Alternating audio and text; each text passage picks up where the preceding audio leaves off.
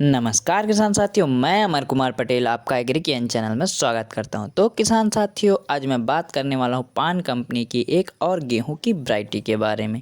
तो किसान साथियों, आपने अभी तक अगर एग्री ज्ञान चैनल को सब्सक्राइब नहीं किया है तो सब्सक्राइब कर लें और बेल आइकन दबाना ना भूलें।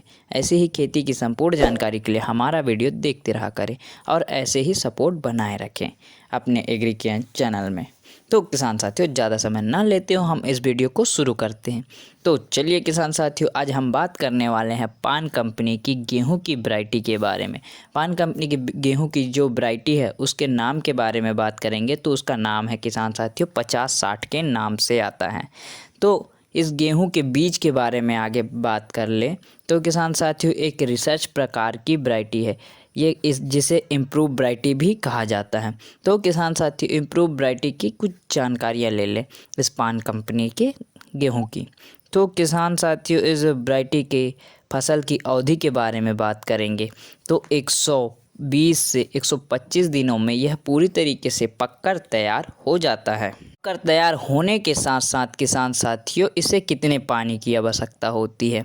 तो किसान साथियों, इसे 3 से 4 पानी की आवश्यकता होती है। इस वैरायटी के पौधे की ऊंचाई के बारे में बात करें किसान साथियों, तो 90 से 95 सेंटीमीटर की इसके पौधे की हाइट होती है। इसके पौधे की हाइट कम होने के कारण यह गिरने के प्रति सहनशील होता है इसका पौधा।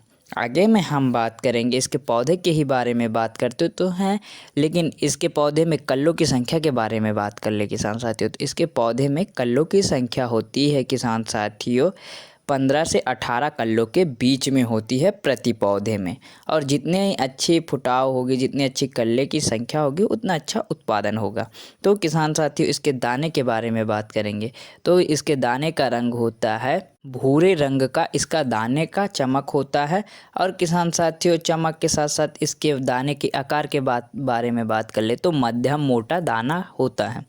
आगे में हम बात करेंगे किसान साथियों इस वैरायटी के बारे में, जैसे कि इस वैरायटी के बीज दर के बारे में। तो बीज दर प्रति एकड़ 35 से 40 केजी लगता है सीड ड्रिलिंग विधि से लगाने पर। और सीड ड्रिलिंग विधि से अगर आप छिटका विधि से लगाते हैं तो वहीं पर 40 से 50 केजी प्रति एकड़ के हिसाब से बीज दर लगता है। तो इसके 1000 दानों के वजन के बारे में बात कर लिया जाए किसान साथियों, तो इसका 1000 दानों का वजन होता है 40 से 45 ग्राम होता है इसके 1000 दानों का वजन। आगे में हम बात करेंगे इसके बालियों में दानों की संख्या के बारे में बात कर लें तो इसमें 70 से 75 दानों के बीच में प्रति बालियों में दाने होते हैं। इस वैरायटी को किस प्रकार की मिट्टी में लगाया जा सकता है? तो इस वैरायटी को सभी प्रकार की मिट्टी में लगाया जा सकता है। और किसान साथियों, ये सभी राज्यों में लगभग लगाया जा सकता है। इस वैरायटी के रोटी बनाने में आसान होता है और खाने में भी स्वादिष्ट होता है किसान साथियों।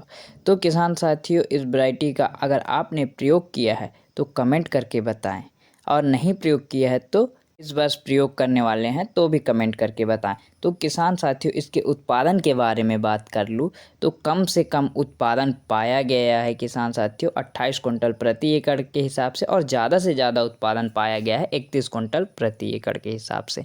तो किसान साथियों, ये उत्पादन के दृष्टि से बहुत ही अच्छी गेहूँ की वैरायटी है। इस वैरायटी का आप प्रयोग कर सकते हैं। हम आपसे अगली वीडियो में मिलेंगे, तब तक के लिए नमस्कार।